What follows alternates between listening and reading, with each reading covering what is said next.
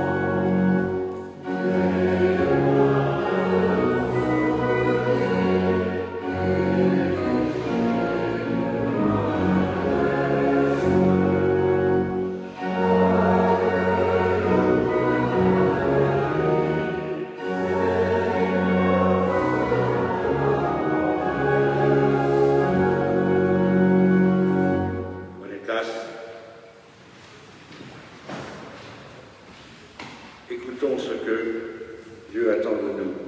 C'est un texte qui a été écrit par notre regretté ami Henri Personne. Jésus est venu, il a annoncé le royaume, puis il est parti. Depuis, les aveugles ne voient pas, les boiteux boitent, les chiens de la guerre hurlent à nos portes. La haine et le racisme se répandent, le culte de Mammon n'a jamais été tant suivi. Mais Jésus a dit qu'il reviendrait. Alors nous attendons, depuis 2000 ans. C'est parce que nous n'avons pas compris. C'est lui qui nous attend. C'est lui qui attend que nous fassions du monde que son Père nous a donné un monde meilleur. C'est lui qui attend que nous réalisions le royaume sur terre. Amen. Et je vous invite à chanter le spontané suivant.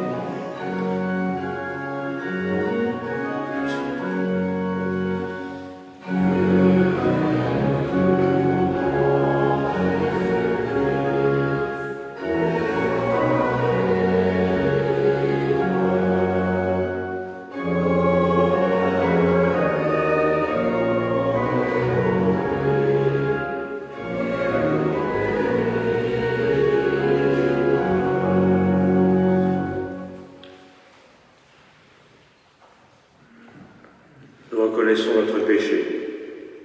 Pardonne-nous, Seigneur, car comme Paul, nous faisons si souvent le mal que nous ne voulons pas faire, et nous ne faisons pas le bien que nous voudrions faire. Pardonne-nous nos silences quand il fallait parler. Pardonne-nous nos vaines paroles quand il fallait agir. Pardonne-nous d'avoir confondu ton évangile avec nos prétendues sagesses. Pardonne-nous d'avoir limité notre service à ceux qui nous plaisent et de ne pas avoir aidé ceux qui nous sont indifférents ou hostiles.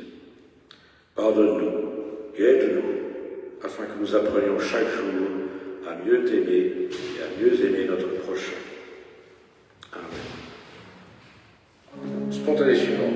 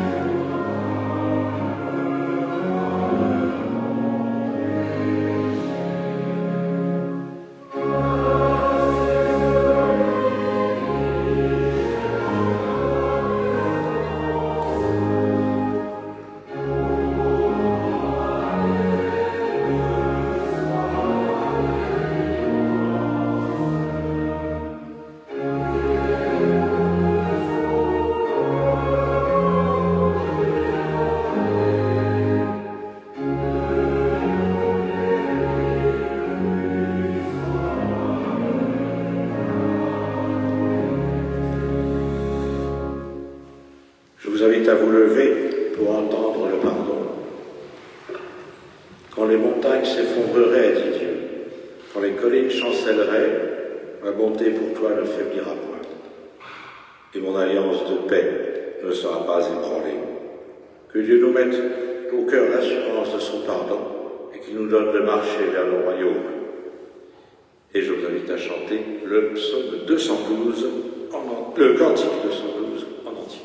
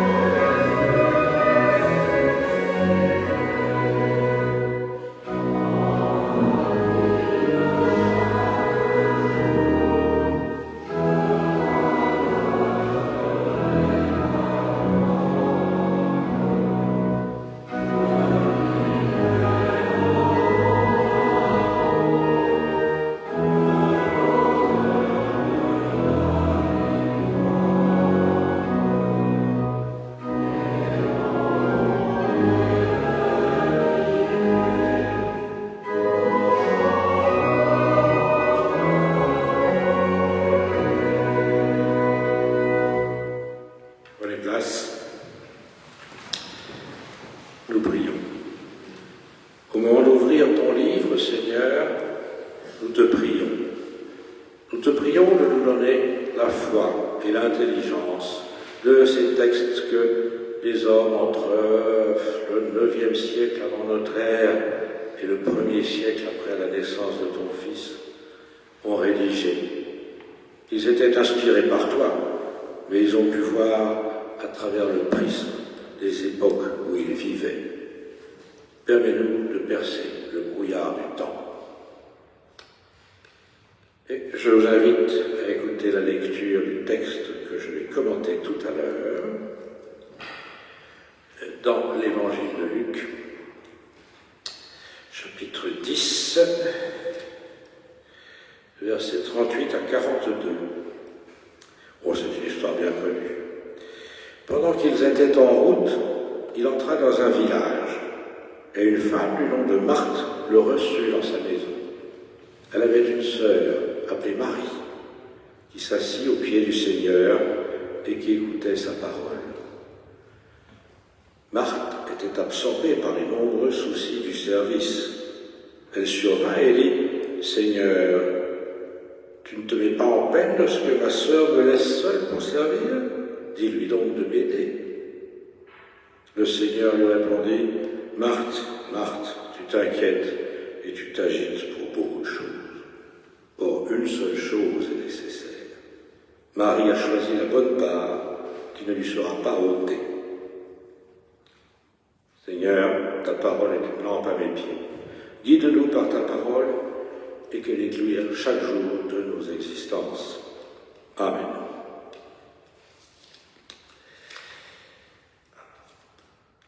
Le style littéraire de Luc me plaît beaucoup, il est tout à fait remarquable parce qu'il est toujours attaché à des petits faits vrais, à des notations de la vie quotidienne. C'est très sensible lorsque Luc reprend un épisode qui est déjà chez Marc ou chez Matthieu. Et bien sûr, lorsqu'il est le seul aussi évangéliste à rapporter une anecdote. Ainsi, du séjour de Jésus chez ses amis Marthe et Marie. C'est un non-événement, un fait plutôt banal. Un homme va dîner chez des amis. Pourtant, il y a des éléments curieux qui méritent qu'on s'y arrête. Pour nous, c'est une scène banale. Un homme va dîner chez ses amis, deux sœurs. Mais qu'un homme aille dîner chez deux femmes seules, c'était impensable à l'époque. Les voisins ou les pharisiens ont dû en conclure que c'était deux prostituées, ce que Luc indique nullement. Il l'aurait dit parce que quand il veut parler d'une prostituée, il le dit. Pensez à Jacques Brel, hein? Lorsqu'une femme passe, qui habite là passe ou passe les messieurs. Le statut des femmes dans le judaïsme antique ressemble étrangement à celui des femmes aujourd'hui en Iran ou en Afghanistan. Lapidation comprise. Nous savons qu'il y a un homme dans la maison, ou plutôt nous croyons qu'il y a un homme dans la maison. Lazare, qui est le frère de Marthe et de Marie. Mais Luc, lui, ne le savait pas. Parce que Lazare, frère de Marthe et Marie, il n'apparaît que dans l'évangile de Jean. C'est ce Lazare qui va mourir et que Jésus va ressusciter. Le seul Lazare que mentionne Luc, c'est dans la parabole que dit Jésus, de Lazare et le mauvais riche. Donc ces deux sœurs vivent sans homme. Ça peut sembler anachronique de voir en Jésus ou dans les évangélistes, voire de Paul, des précurseurs du féminisme, et pourtant, au scandale des Juifs, des pharisiens, voire des apôtres, régulièrement, Jésus entre en contact avec des femmes. Luc énumère même celles qui l'ont suivi depuis la Galilée et assistent à la crucifixion. Marie de Magdala, la sœur de la Vierge Marie, Salomé, la femme de Chouza, la femme de Clophas, je dois en oublier. Et ce alors que les hommes ont fui après l'arrestation de Jésus.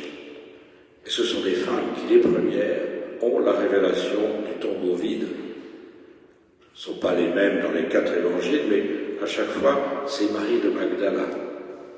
Marie de Magdala, que l'Église catholique, après l'avoir diffamée pendant 2000 ans, en l'assimilant à une prostituée ou à la femme adultère, appellera finalement l'apôtre des apôtres. Il y a aussi la prostituée qui oindra Jésus, ses cheveux, et celle qui essuiera les pieds de Jésus avec sa chevelure. N'oublions pas les étrangères, impures par définition, la cananéenne, dont Jésus guérira la fille, la samaritaine, avec qui Jésus s'entretiendra, choquant ainsi ses disciples les plus proches, qui n'ont donc rien compris. On l'oublie aussi, mais Paul a même nommé les femmes évêques. Peut-être que Marie, assise aux pieds de Jésus, est encore plus proche du Christ que Pierre ou Jean. Force est de constater que l'Église des premiers siècles ne suivra pas l'exemple de Jésus, passant d'une misogynie féroce au sort terrible des sorcières. Sorcières, il n'y a pas de sorcières, c'était des femmes anticonformistes qui ont été brûlées vives. Très peu de sorciers masculins dans cette longue histoire. N'oublions pas Jeanne d'Arc, qui a été brûlée sur ordre d'un tribunal ecclésiastique, non pas comme sorcière ou pour avoir pris les armes, mais parce qu'après avoir abjuré et avoir été absoute, elle a repris des habits d'homme.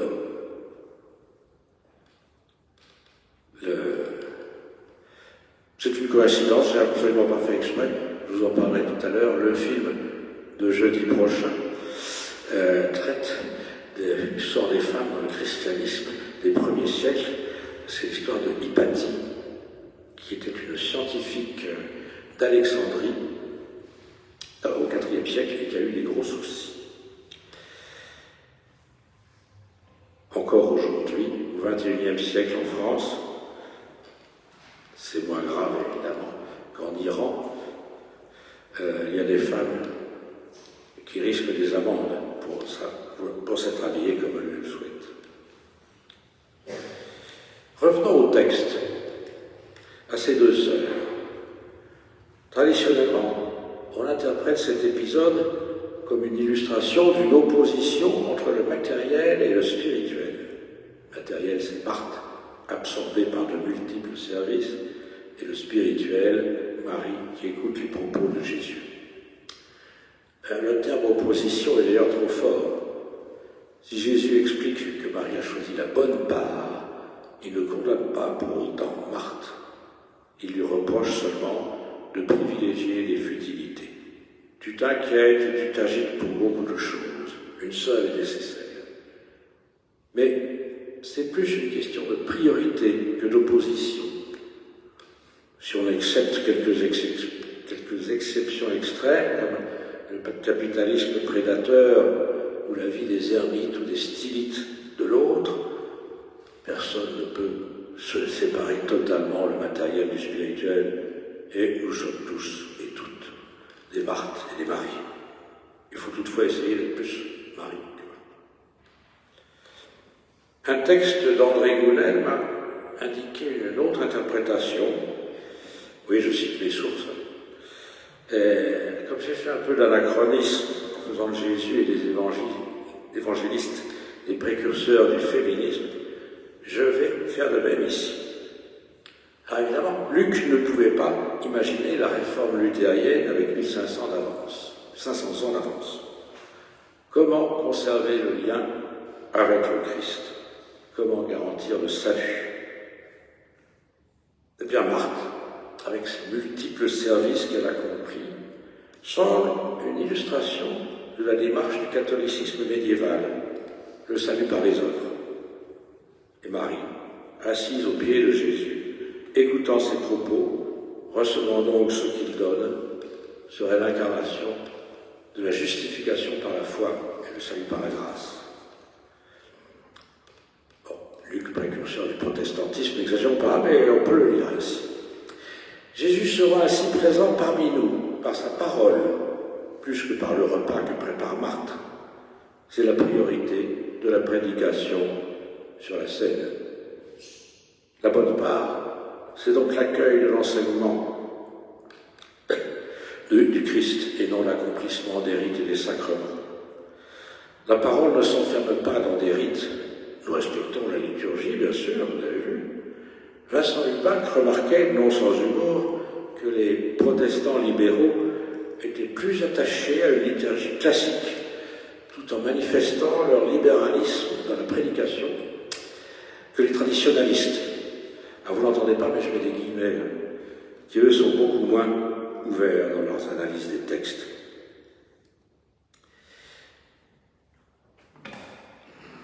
Ah, si, il y a un rite à respecter, l'offrande. On verra tout à l'heure. Il ne s'agit pas, là encore, d'exclure, c'est une question de priorité. Le salut par la grâce ne dispense pas des œuvres. Ce ne sont pas les actions justes qui font l'homme ou la femme juste, c'est l'homme ou la femme juste qui accomplit des actions justes. Ah, j'avais oublié de mentionner, dans le cadre de notre respect de la liturgie, que par exemple au foyer de l'âme, nous ne faisons que 6 saintes scènes par an. Ailleurs, c'est 2 fois par mois, on nous le reproche. Alors, est-ce que je suis allé trop loin en extrapolant de plusieurs siècles ce qui était dans les intentions de l'évangéliste Luc? Ben, je crois qu'extrapoler, ça fait bien et bien partie de la démarche de compréhension d'un texte. Il s'agit de ne pas se contenter de l'exégèse. Il faut aussi attirer le texte dans notre contexte, notre actualité d'aujourd'hui. Dans les siècles à venir, d'autres interprétations pourront voir le jour. Je ne sais pas si c'est ça la théorie du process, je connais mal. Luc s'adressait aux premiers chrétiens, mais il s'adresse aussi à nous aujourd'hui. Les situations nouvelles enrichissent le contenu des Écritures par des significations ou des interprétations nouvelles. C'est la preuve, la démonstration que le texte évangélique est vivant. Amen.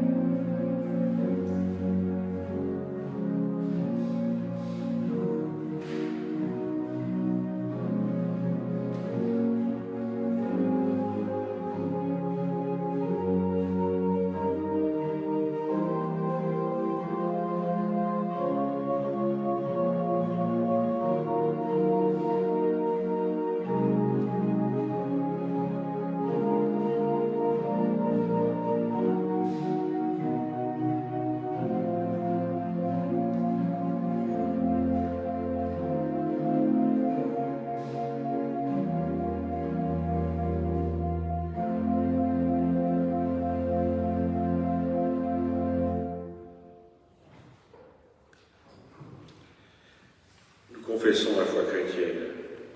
Pour le monde et pour moi, j'ai confiance en Jésus de Nazareth. Il est le seul sauveur et maître. Il a été l'homme véritable, comme nul homme ne peut l'être par lui-même. Il est mort sur une croix pour les autres et pour le monde, comme pour moi. Il est ressuscité. Il est présent pour tous les hommes et pour les servir. Il appelle son Église sans tenir compte de nos distinctions. Il agit par les hommes dans l'histoire pour l'amener à son but, un univers réconcilié dans l'amour. Ainsi, je ne crois ni à la fatalité de la guerre, ni de la haine, ni de la catastrophe, ni de la mort. Parce que je crois que Jésus libère l'homme pour des décisions libres. Cela pourra prendre du temps, mais j'y crois. Grâce à lui, ma vie a un sens, l'univers aussi. Pour le monde et pour moi, j'espère en Jésus de Nazareth. Il vient. Et je vous invite à vous lever pour chanter le spontané suivant.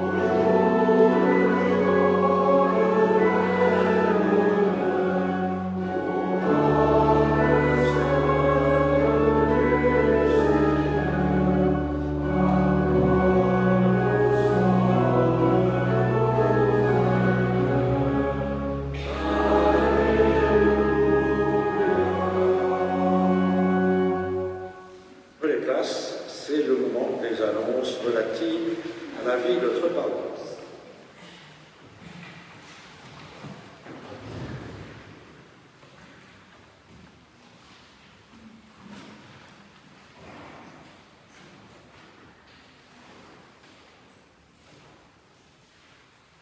Bonjour.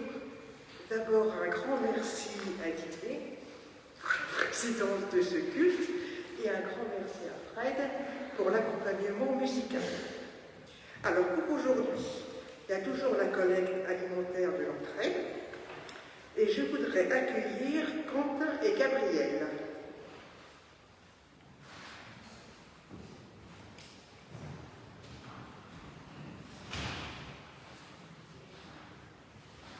Qui vont se présenter et présenter leur projet.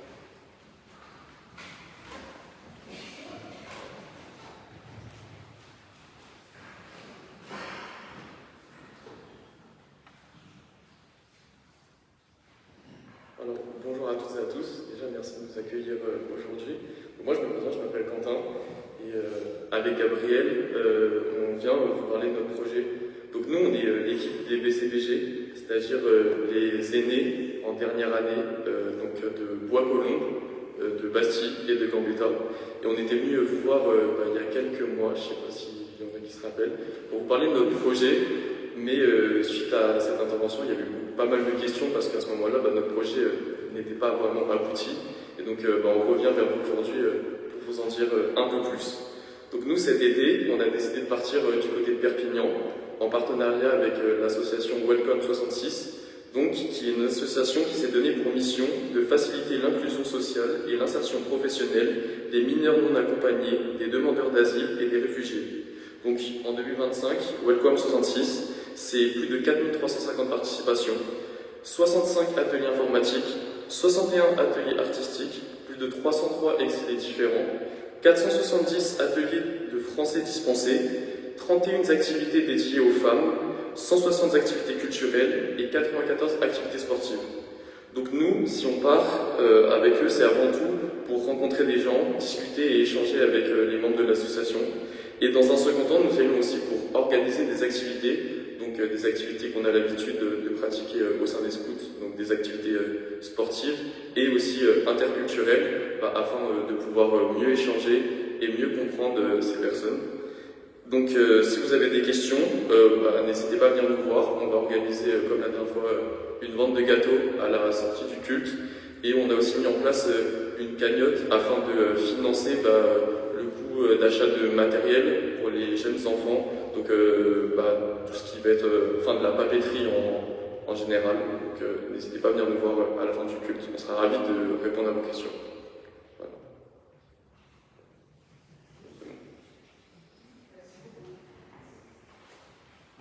Alors pour les annonces de la semaine, le mardi 19 mai à 18h30, la réunion du comité d'organisation pour les journées de l'Eltier. Le jeudi 21 mai à 12h30, la pause spirituelle reprend. À 18h30, la réunion du comité d'entraide dans la salle vitrée, puisque la salle du deuxième sera occupée par Didier avec le directeur. Alors, je vous en ai touché un mot tout à l'heure. Il y a l'affichette dans l'entrée, donc ce sera un film espagnol qui s'appelle Agora, film de Alejandro Amenábar, avec Rachel Weisz, qui avait eu un grand succès en Espagne, mais pas tellement en France, donc c'est l'occasion. Je vous ai dit de quoi ça parlait. Ça se passe à Alexandrie à la fin du IVe siècle, et c'est l'histoire d'Hypatie, qui était une femme savante, et ça ne plaisait pas beaucoup aux autorités chrétiennes de l'époque. Donc 19h, casse-croûte à partager, 19h45, la projection donc, au deuxième étage. Voilà, venez nombreux.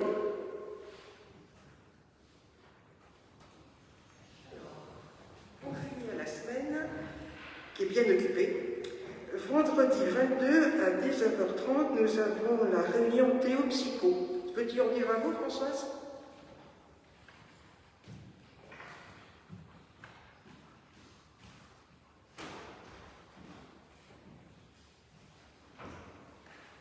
Nous aborderons dans le livre de Marie Belle-Marie ce lieu que nous ne connaissons pas, un chapitre consacré à Marthe, Marie et Lazare.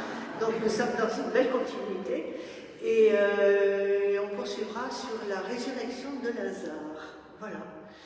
Donc le groupe est constitué, mais vient qui peut être intéressé et veut venir participer, écouter, etc. Bienvenue à tout le monde.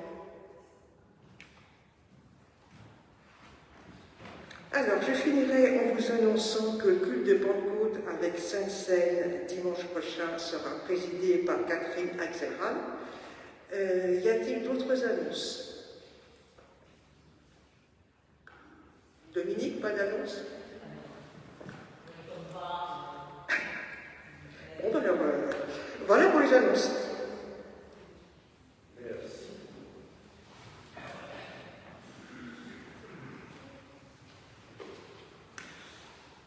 J'en ai parlé pendant la prédication, c'est le moment de l'offrande. C'est un moment liturgique, aussi important que les autres, que les prières, les chants. Elle permet à l'Église de vivre et de faire connaître la parole. Elle permet aussi d'aider les plus démunis. Donc pendant l'offrande, je vous invite à vous lever et nous chanterons le cantique 223, Seigneur, je suis.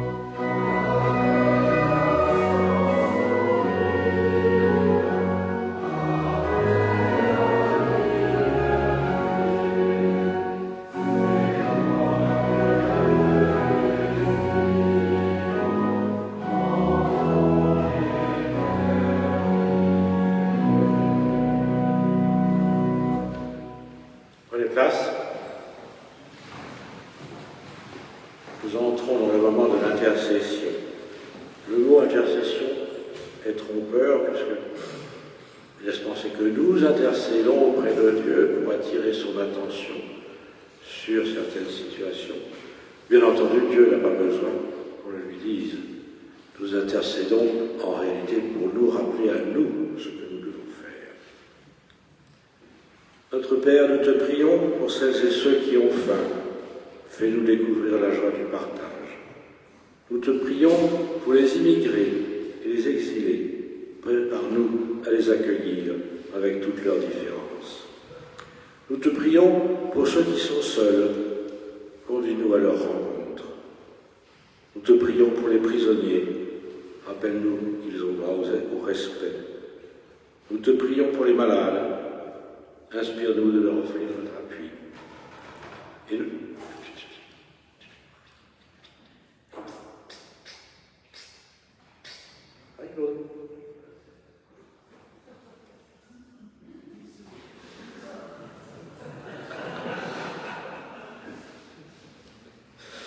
Nous te prions pour les malades. Inspire-nous de leur offrir notre appui.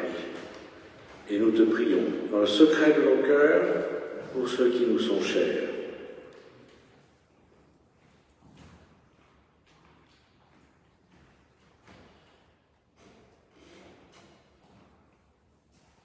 Et nous voulons te relire ensemble la prière que Jésus lui-même nous a enseignée. Notre Père qui es aux cieux, que ton nom soit sanctifié, que ton règne vienne, que ta volonté soit faite sur la terre comme au ciel. Donne-nous aujourd'hui notre pain de ce jour. Pardonne-nous nos offenses, comme nous pardonnons aussi à ceux qui nous ont offensés. Ne nous laisse pas entrer dans la tentation, mais délivre-nous du mal, car c'est à toi qu'appartiennent le règne, la puissance et la gloire au siècle des siècles. Amen. Et je vous invite à vous lever pour l'exhortation par quelques lignes extraites de la première épître aux Corinthiens.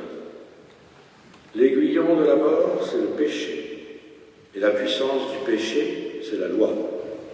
Mais grâce soit rendue à Dieu, qui nous donne la victoire par notre Seigneur Jésus-Christ. Ainsi, mes frères bien-aimés, soyez fermes, inébranlables, progressez toujours dans l'œuvre du Seigneur, sachant que votre travail n'est pas vain dans le Seigneur. Et le spontané suivant.